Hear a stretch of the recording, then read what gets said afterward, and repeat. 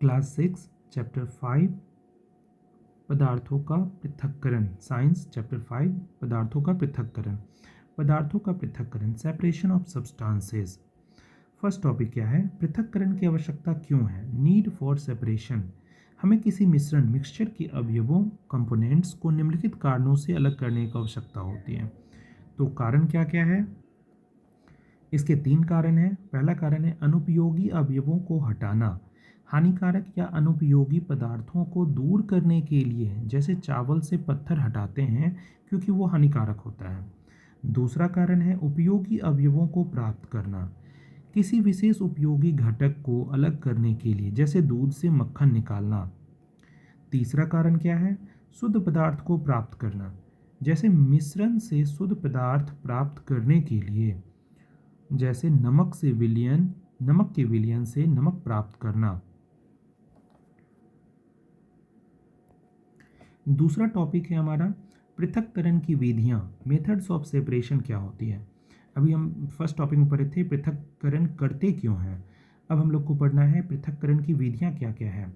तो पदार्थ के गुण, जैसे कि आकार, भार, विलेयता के आधार पर हम लोग विधियां कुछ अपनाते हैं। विभिन्न विधियां अपनाई जाती है पृथक्करण करने के लिए। फर्स्ट है ठोस ठोस मिश्रण के लिए, फॉर सॉलिड सॉलिड मिक्सचर्स। पहला उसमें विधि है हस्तचयन, हैंड पिकिंग। उपयोग क्या है?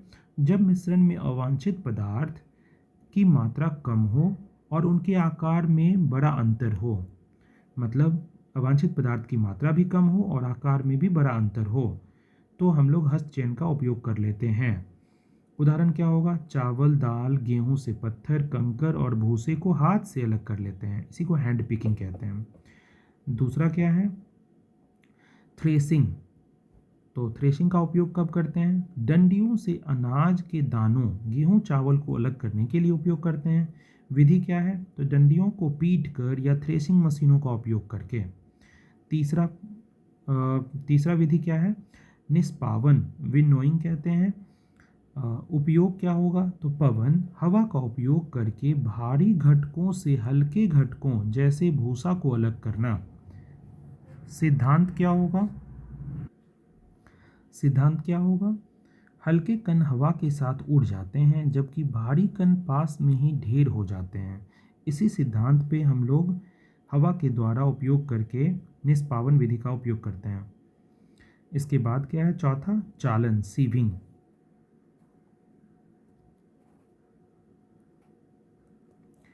सीविंग में हम लोग क्या करते हैं? उपयोग क्या होगा? अवयवों के विभिन्न आकारों को अलग करने के लिए चालनी, सीव का उपयोग करते हैं। उदाहरण के लिए आटा से चोकर, भूसी अलग करना। निर्माण स्थलों पर रेत से कंकर को अलग करना। सीविंग यानी चालन का उपयोग, इसलिए इस विधि में हम लोग सीव यानी चालनी का उपयोग करते हैं। अब नेक्स्ट टॉपिक क्या है? ठोस द्रव मिश्रण के लिए, फॉर सॉलिड लिक्विड मिक्सचर्स। इसमें पहला टॉपिक है अवसादन, सेडिमेंटेशन। उपयोग क्या होगा? अवसादन कहाँ उपयोग करेंगे? तो मिश्रण में जल मिलाने पर भारी अवयव का नीचे बैठ जाना, इसी को कहते हैं अवसादन। उदाहरण क्या होगा? गंदले पानी में मिट्टी या रेत अगर हम कुछ देर छोड़ दें तो वो नीचे बैठ जाता है। इसके बाद दूसरा है निस्तारण, डिकैंटेशन। ये क्या होता है? उपयोग क्या करेंगे? तो अवसादित नीचे बैठे हुए मिश्रण को बिना हिलाए ऊपर के द्रव को अगर सावधानी से उड़ेल लेते हैं तो उसे निस्तारण कहा जाता है। उदाहरण के लिए अवसादन के बाद पानी को मिट्टी से अलग करना। तीसरा है निस्पंदन, जिसको फिल्ट्रेशन कहते हैं। उपयोग क्या होगा? बहुत छोटे और विलेय ठोस कण जो हैं हमारे को द्रव से अलग करने के लिए फिल्टर पेपर या महीन कपड़े का उपयोग करना। उदाहरण क्या होगा? तो चाय की पत्ती को चाय से अलग करना, गंदले पानी को साफ करना। ये सारे उदाहरण निस्पंदन के हैं। अब नेक्स्ट टॉपिक है द्रव विलयन मिश्रण के लिए, फॉर लिक्विड सॉल्यूशन मिक्सचर। इसमें पहला क्या है? वाष्पन, इवेपोरेशन। उपयोग क्या है? किसी द्रव में घुले हुए ठोस विलय को अलग करना, यानी वाष्पन की विधि से हम किसी द्रव में घुले हुए ठोस विलय को अलग कर लेते हैं। सिद्धांत क्या होगा? तो द्रव को हम लोग गर्म करेंगे और उससे वाष्प में बदलेंगे। जिससे ठोस पीछे छूट जाता है। उदाहरण के लिए नमक, अगर हमें नमक प्राप्त करने की जो विधि है, नमक प्राप्त करने के लिए समुद्र के जल का वाष्पन किया जाता है। दूसरा है संघनन, कॉन्डेंसेशन। सिद्धांत क्या है? तो जलवाष्प, वाटर वेपर का ठंडा होकर पुनः द्रव जल में परिवर्तित होना। उपयोग क्या होगा? वाष्पन के दौरान जल को वापस प्राप्त करने के लिए हम लोग करते हैं। तीसरा है संतृप्त विलयन, सेचुरेटेड सॉल्यूशन। संतृप्त विलयन क्या है?